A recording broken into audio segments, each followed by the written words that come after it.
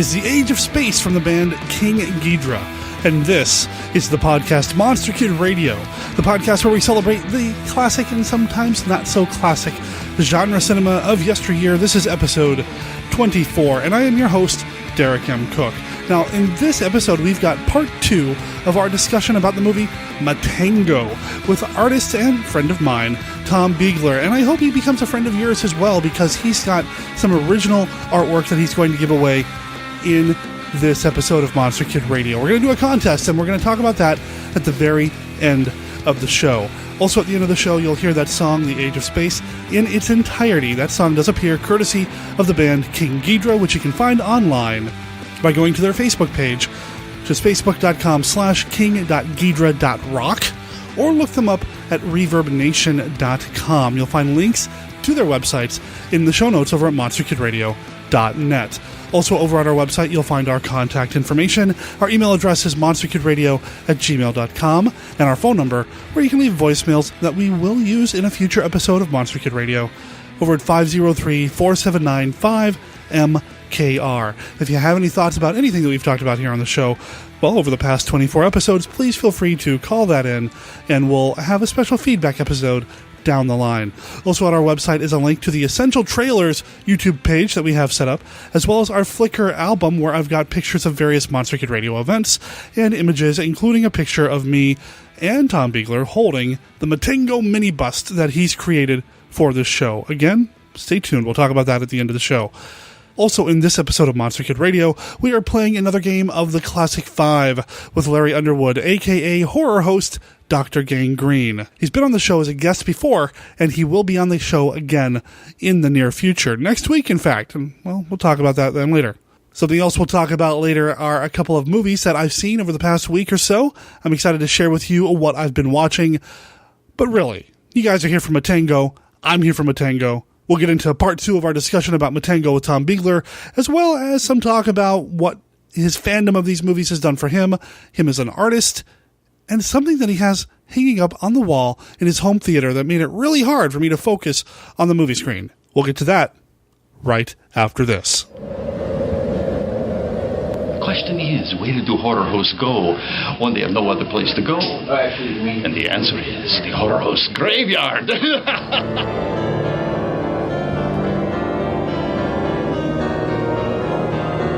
Make sure you swing by the horror host graveyard and dig up the fetid, rotting remains of horror hosts from the past, present, and future.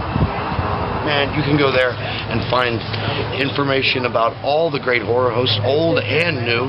It's like the manifold of monster mayhem. Horror hosts from the past.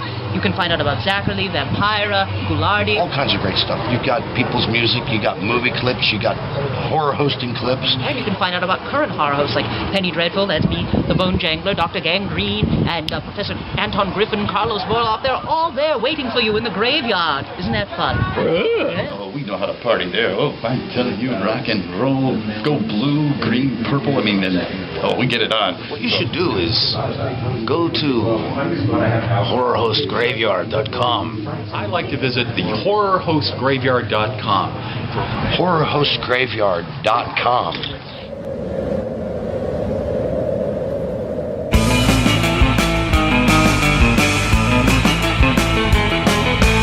One thing that I like about what your fandom has done for you, or to you. That doesn't sound good. What? Well, like I said at the top of this, you're the guy who created the Monster Kid Radio box. And when we were doing Mail Order Zombie, years ago, you created a zombie coming out of the ground. And you are a sculptor. You're an artist. Well, I used to enjoy art when I was young. And in grade school, I was the best artist. Oh, really? And then in high school, I was a better artist than most. And in college, there was a lot of good artists, and I kind of fell away from it. Mm-hmm. But it's something I've always liked. I always liked drawing and just anything creative, really. So I'm trying to, thanks to you, you're kind of, in fact, I think that MOZ Reborn, the zombie thing, I'll put a picture of that on the website, was the first sculpture. Well, actually, that was the first sculpture I've ever done. Really? Yeah, because I started one of the Island of Terror One of the silicates? Yeah, I think I talked to you about that. And then it had an issue when I tried to bake it where it split in half, and I just threw it in the garbage. Yeah, you had styrofoam on the inside or something, Yeah, and it just that kind was- of expanded in the oven? Yeah, that was a technical error. That's all right. But I learned something. Exactly. It's a lesson, right? Well, I've seen some of your other artwork. I've seen, like, your fly. Oh, the fly, yeah. We're watching this one, and you said, you want to do maybe a diorama of this? Yeah, I have some thoughts for a Matango diorama. The mushroom people, the monsters in this, they look really cool. They're pretty awesome. Yeah. And it's easy to sculpt them because they're just a bunch of lumps. And you use, like, sculpting? Yeah, super I'm sculpting? using sculpting now, yeah. Yeah. But I'd like to experiment. I know Derek has a history of a lot of makeup, costuming, and stuff, and we have talked about maybe getting together and trying to get some projects off the ground. It's definitely something that, like I said, I really love that these movies and having known you and being able to see where the inspirations for some of your artwork comes from. Because I'm now drawing as well, which is something I used to do when I was a kid, and then kind of let it go to the wayside because, got to get a real job or whatever, it's one of those things. And yeah, definitely, I think there's something about these movies, specifically these monster movies, that just beg to be recreated by the fans of these movies in some other kind of medium. Does that make sense? It does. Exactly. I don't know what it is about the movies, but when I sit down to draw something, I want to draw the Gill Man. I don't want to draw a portrait of somebody. Yeah. And have you ever tried to do any kind of artwork or sculpture of something non-monster movie-ish? I have a little bit. Yeah. I mean, I haven't drawn. I just started drawing again. I mean, I quit in college, and I really just kind of quit until maybe a couple of years ago. But, I've done it, but I do feel a connection. Those are real fond memories for me of watching these movies. Mm-hmm. And, it's just interesting to try to put your own spin on something or take a memory or something that's close to your heart and just, do your own thing with it. So Well, I've enjoyed what I've seen, man. And I want to see what you do with the mushroom people. I would actually, and I don't know, maybe there should have been, or I think maybe even said there were toys released in Japan. I believe there was. I didn't do a whole bunch of research, but I did happen to notice that there was. Yeah, they put out a line of. I saw it online, of course, where they put out a line of toys of these different mushroom creatures. Huh. And they actually had a couple of the singer, the gal singer, really, as a. There's an action figure. Huh. Evidently, the mushroom characters have been in at least a couple other movies or series, so they actually weren't exclusive to this movie. Huh. Well, now I'm fascinated by that. I want to go check them out and track them down, because that sounds... And, if they're on archive.org, that would imply that they're public domain as well, so I wonder if somebody else ever did something with that kind of character and wasn't part of Toho or whatever. I don't know. It just seems fascinating to me. Yeah. Some people know that I have a role-playing game background as well, and, there are mushroom people in classic Dungeons & Dragons that I feel like are almost directly, related to the design of these characters in the mushroom people anyway. And, I mean, it's a monster that I feel like needs to have more exposure. I want to see more mushroom people. Who wouldn't want more mushroom people? I mean, I don't... We tell people, Brenda and I tell people that we're allergic to mushrooms because we really, really don't like to eat them anyway. I know the story. I've heard. Yeah, confession time. I'm not really allergic to mushrooms, but I've learned over the years if I go out to eat, if I tell somebody I'm allergic to mushrooms, they're very careful about not making sure I have no mushrooms.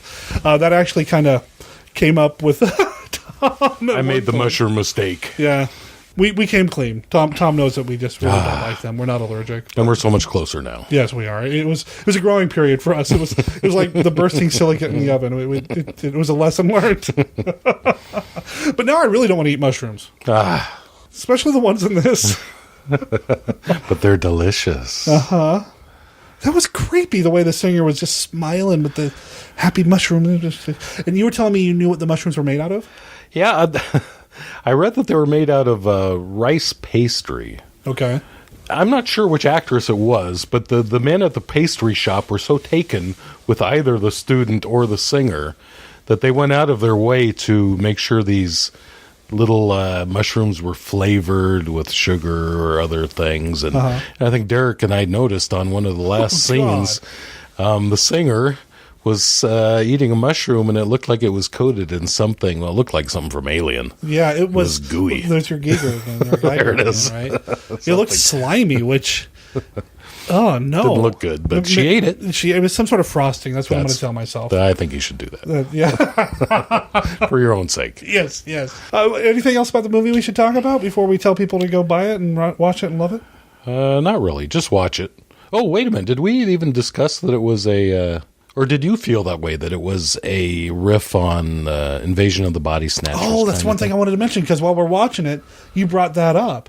So Invasion of the Body Snatchers, iconic monster movie. More than one version of that story has been filmed, and at least 2 of them are great. I could see some parallels in this, though. I actually like the last one not that bad. Which one? The one from the 90s? Yeah, the one with Nicole Kidman. Oh, right. Okay. I didn't mind that one. Oh. I like the ending. That one I haven't seen. Oh, really? It's Yeah. not bad. I can't even remember the name of it now. It's, Neither can I, but yeah, it's Invasion. I think it's Invasion. Because if you fall asleep, and then that's when they get you. What? And that the whole thing when you fall asleep in Invasion of the Body Snatchers, that's when they... Yeah, you've seen this movie, haven't you? Well, yeah, I have, but you gave me this question look like maybe I was wrong. No, and now I'm like, oh, God. You're never wrong, Derek. I'm looking bad on my own show. But in this movie, it's not sleep. No, it's hunger. Everybody's really hungry because of limited food, the rations. And I would actually I don't know if I would have been down with eating the food they find on the fungus ship right away. I mean, they find these canned food, and I guess they just assumed it was okay, but I'd question that. So, but yeah, as soon as you eat something, that's when they get you. In this one, anyway. You eat the wrong thing. The mushrooms. Which is why I'm going to tell everybody now from now on that I am allergic to mushrooms. But yeah, I can see the parallels there. I think so. One thing about this one, and which is a little different, I can see the parallels. The one big difference for me in this one is that it starts out very small. You got a guy in a cell. All the stuff happens, the takeover by the mushroom people, and then it ends up in a cell. With the guy at the end, I'm a mushroom. It's so confined, the ending. When I think of the ending of Invasion of the Body Snatchers, see, that's a global that's true. thing. So it's like, I almost wish the ending, and, again, I'm not a professional at this, but I almost think it would have been better if maybe he would have taken, if somehow the Matango could have been on the boat that he took with him, and somehow it crashed on... somewhere, Japan, just some island somewhere, yeah. And at the end, they see other people eating some of that this would mushroom. Make it really bleak. See, and that way, it's kind of goes to a bigger scale. That's one thing it was kind of like, the guy's a mushroom, tough break. Yeah, bummer, huh? Yeah, well, could be worse. No, your idea would make it actually really, really bleak, and it would turn it into this. I mean, that's it. There'd be no more room for any sequels and or spin-offs or anything else. That's it. You're done. Well, I don't think there's been a spin-off in what's it been, 50 years. I don't know. Maybe the mushrooms did win. maybe they were all mushrooms. Yeah. Hey. I don't know. Yeah, I don't know where to take that one. Let it lie. Just let it lie. No, I did like this movie though, and it was fun watching it here in your home theater. Man, it's surrounded by all these other monster movie posters. Oh and such, I love my monsters. Yeah, and I love your home theater. And this is the first time I've watched a movie out here, and I'm going to be coming back. Oh, and okay. I'm just inviting myself over now. I'm going to change my locks. Okay, you probably should, and check your walls before I leave to make sure I didn't take anything with me, because you've got some awesome posters in here, including The Creature Walks Among Us. Ah, yeah. Well, Mona and I went through a phase where we decided we had to get a lot of old movie stuff, so... I think that's a wonderful phase to be in. Yeah, until the money runs out. Well, and you were talking about Giger a second ago. I mean, you got an Alien piece up here, so... Yeah, that's my favorite. That's the pinnacle of my collection there, is that one. But Is that movie used? Yeah, that's the original chest piece, arms and hands from the first Alien. Wow. Well, while Tom was in the other room getting us root beer before we started the movie, I actually took a picture of it. So I might put that online, let people take a look and see. I will make sure that I post your address and please do. Our schedule. Yeah, basically. Make sure and leave our key code and all that stuff. Yeah, I will, because I want to make sure people have a chance to experience this. I'll just leave it in the front yard. That sounds great. That way somebody could just swing by and pick it up. Awesome, Tom. Well, thank you for appearing on Monster Kid Radio, man. Thank you. It's an honor, a pleasure. I'm sorry I put it off so long, but as I said, I'm scared. So... Yeah, by the time this whole thing is done, after I've edited it all up, we'll both sound like what we know. All right. Sound like we know what we're talking about. Except I only have about 2 lines in the whole thing, probably. No, man, this was great. You brought a bunch of research, man, that I didn't have about this movie. This is the first time for me. So, but not the last. No, not at all. No. Thanks, Tom.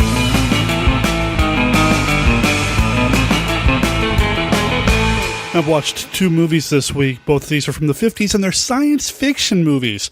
First, I watched 1954's Riders to the Stars. It's directed by Richard Carlson, who, well, is in my favorite film, The Creature from the Black Lagoon. This time he's a director. He also appears in the film as well, in one of the lead roles. Now, this is the second of 3 films from Ivan Torres, a producer and writer. He has a loose trilogy. They're not really connected, but they all focus around the OSI, the Office of Science Investigation or Scientific Investigation. And they're fascinating. I mean, it's really the scientist as hero film. The first film in this quote-unquote series is The Magnetic Monster, also starring Richard Carlson, which I really enjoy and feel is incredibly underrated. It's got a great monster in it, scientist as hero, some interesting relationships between the men and women in that, for better or worse. Riders to the Stars is the second film in this set. Now, Richard Carlson does not play the same character. He plays a scientist who is picked out of basically a national lottery of all the best scientific minds in various fields to be part of a team to go up into outer space to capture a meteorite. See, the thing is that a ship was sent up into space, came back down, and its molecular structure had changed. And the U.S. government wants to find out why before somebody else does. So there's a little bit of Cold War stuff going on here, just a touch, not a whole lot. Really, the story's about a handful of scientists being weeded down to just a couple that are sent out into outer space. Now, Carlson is in the film, but he's not the lead. Really, the lead is William Lundigan. He plays Dr. Richard Stanton. He's kind of our dashing scientist, going to be an astronaut kind of guy. Really enjoyed his performance. Herbert Marshall's also in the film. He plays another Dr. Stanton. He's in charge of the project to send people up. The other character that I found fascinating in this is Dr. Jane Flynn, played by Martha Heyer. Yes, it's a 50s sci-fi movie, so there's a little bit of that. Men are the leads of their stories. Women are always the co-stars or supporting romantic leads of their stories. So there's a little bit of that, but even though Dr. Flynn spends some time making coffee for everybody to make sure everybody has coffee, she's also an integral part of what's going on with Dr. Stanton's story. Yeah, it's romantic, so there's a little bit of cliche stereotype stuff going on here, but it's also very interesting to me, and I really enjoyed it. It also doesn't hurt that Martha Heyer sells her role. She's a wonderful actress in this film, and Richard Carlson does an amazing job. I'm used to seeing him in leading man roles, and while he is kind of a secondary in this thing, it's interesting to see him go from super confident, super... well, I don't want to say cocky or arrogant, but very in control, very smart. He figures things out really quick. And towards the end of the movie, his character takes a turn that allows Carlson, the actor, to really portray something that I haven't seen before. Riders to the Stars is not easy to get your hands on. I had to find a copy of it that was dupe off of something that was on TCM at one point, and it wasn't the best print. There were some pops and some scenes kind of cut out like in the real changes, which is unfortunate. I think this is a fun movie. I really enjoyed the flick. I've read the novelization that was supposedly written by Kurt Siodmak. It was actually ghostwritten by somebody else, but Siodmak's the screenwriter on the film, so that's the name they put on the novel. I actually read the novel first, and the story of the novel and the movie are pretty much in line with each other. So I would recommend you check that one out, as I would also recommend World Without End from 1956. Now, this was something that was recommended to me on Facebook when I was talking about how I wanted to see another classic sci-fi movie. Riders to the Stars doesn't really have a monster in it per se. World Without End does have some savages, some mutates, that sort of thing, and it definitely feels like a classic Star Trek episode. Some people go up into outer space in a rocket. They have some time issues. They come back, and time has advanced without their knowledge, without them. So they come back down, and it's been like 5 centuries, and the world is a very different place. There's been war. There's been radiation. There's been a splintering of humanity. People who live on the surface, and they're the aggressive savage types versus the scientists, cerebral types who believe that nobody really needs a weapon living underground. I can't help but see something like Idiocracy in a movie like this, or beyond the time barrier, which I saw not too long ago, in something like this. It's interesting, again, to look at 50s versions of dystopia, post-apocalyptica, especially when you've got somebody like Hugh Marlowe in the lead role here. I really enjoyed Hugh Marlowe in the movie. And the rest of the cast is pretty good, too. I mean, Rod Taylor's in it, but Hugh Marlowe sells the film. And, he's a favorite of us here at Monster Kid Radio with his appearances in movies like The Day the Earth Stood Still or Earth vs. the Flying Saucers. Now, this movie is easier to get your hands on. It sells for less than $10 as a double feature with the movie Satellite in the Sky over at Amazon. So it's a double feature, less than $5 a pop per movie on the disc. I think it's definitely something I'm going to go back and revisit. Some of the special effects are a little cheesy. I mean, they run into a giant spider that's really just a big, giant rubber spider. And as with Matango, the characters have guns and a limited supply of ammunition, but it's not until after they've fired several rounds that they realize, hey, we've got a limited supply. I mean, at first the characters think they're not even on Earth. They think they're on some planet somewhere that just happens to have oxygen and gravity.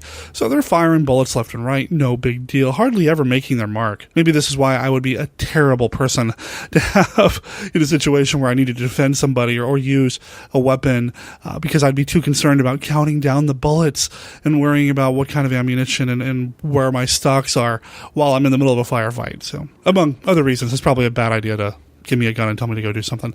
Anyway, I really liked World Without End. It does feel a little stage-y, meaning that it was obvious it was filmed on a soundstage somewhere. And the rubber spider... But, for the most part, I still really enjoyed the movie. Now, of course, just because I talk about movies that I've been watching lately doesn't mean that I don't want to talk about these movies in depth with a guest down the line. If you have a favorite movie that you really enjoy, that means something to you, that's moved you, inspired you, whatever, and you would like to come on to Monster Kid Radio to talk about it, drop me an email and let me know, and we can see about scheduling a time to Skype it up, or I can call you, and we'll make it happen. You can be a guest on Monster Kid Radio.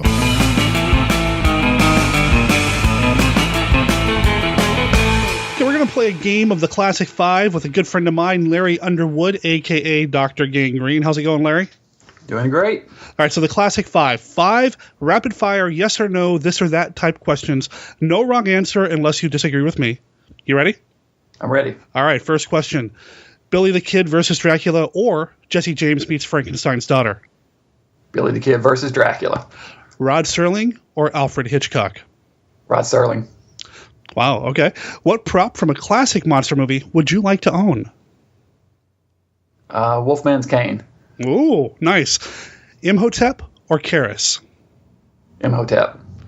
And finally, favorite mad scientist? Well, I guess I should say Dr. Gangrene, but... let's see. Favorite mad scientist? That's a tough one. We'll go Dr. Frankenstein, the classic. Awesome. All right. So thank you for playing the Classic 5. Your prize is that you get to pitch whatever you want for the next 30 seconds. Well, I guess I should pitch my own stuff. You can come by my website at drgangrene.com for my daily, almost, blog. Okay, it's more like a weekly at this point, but sometimes I do better than other times. Or you can come by my personal blog at larryunderwood.blogspot.com, where I've been posting about my most recent writing endeavors, doing short fiction. And we will make sure there are links to both of these websites in the show notes over at monsterkidradio.net. And we're going to have Larry back on in the future to talk about Vincent Price movies. Woohoo!